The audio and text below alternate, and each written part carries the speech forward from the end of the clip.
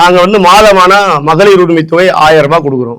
அதுல பெண்களை 2ஆ பிரிச்சது யாரு? தகுதியுள்ள பெண்கள், தகுதி இல்லாத பெண்கள் பிரிச்சது யாருன்னு கேட்கிறேன் நான். அவர் தானே பெண்களை அவமானப்படுத்தினதே அவர் தானே. அந்த 1000 ரூபாய் நம்பிட்டு அந்த குடும்பம் இருக்குன்னு சொன்னாரா இல்லையா? அந்த வீட்டு கணவனை டாஸ்மாக் கடை வாசல்ல போதைக்கு அடிமையாக்கி கிடக்க வச்சுட்டு 1000 ரூபாய் பணம் கொடுக்குறார். எத்தனை பேருடைய தாலி அறுத்தவர் இவர்? தெருவுக்கு 5 டாஸ்மாக் கடை திறந்து வச்சிருக்கார். இதுதான் பெண்களை முன்னேற்றதா? இன்னைக்கு எத்தனை இடத்துல பெண் குழந்தைகளுக்கு பாலியல் வன்முறை நடக்குது? அதுக்கு எல்லாம் பதில் இருக்கா? சொல்றாரு இவர், தமிழ்நாட்டிலேயே பாதுகாப்பான மாநிலம் இதுனா. அப்போ எந்த அளவுக்கு இவங்க உறக்கத்துல இருக்கிறாங்க பாருங்க. இன்னைக்கு என்ன நடந்துட்டு இருக்குது அதுவே முதல்வருக்கு தெரியலையா?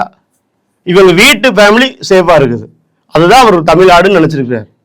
காலையில் எந்திரிச்சோன்னையும் அவங்க ஃபேமிலியில் இருக்கிறவங்க எல்லாம் கரெக்டாக இருக்கிறாங்களா, சேஃபாக இருக்கிறாங்களா, அப்பாடா தமிழ்நாடு சேஃப் அப்படின்னு நினச்சிக்கிறார்.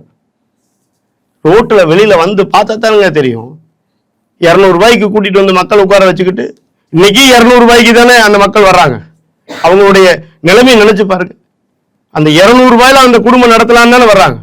அப்படித்தானே இன்னைக்கும் அவங்கள பிச்சைக்காரர்களா கையேந்து வச்சது திமுக அரசாங்கம் தானே. அதுல கூட இந்த மீட்டிங்ல அவரை வாழ்க வாழ்கன்னு சொன்னாதான் சாப்பாடே தருவாங்கிறாங்க. அது கை குழந்தையோட எத்தனை பெண்கள் வந்திருந்தாங்க, அவங்களுக்கெல்லாம் சாப்பாடு கிடையாது. அது மீட்டிங் முடிஞ்சுதான் சாப்பாடு கொடுப்பாங்களாம். இவங்க எப்ப மீட்டிங் முடிகிறது, எப்ப சாப்பாடு கொடுக்கறது?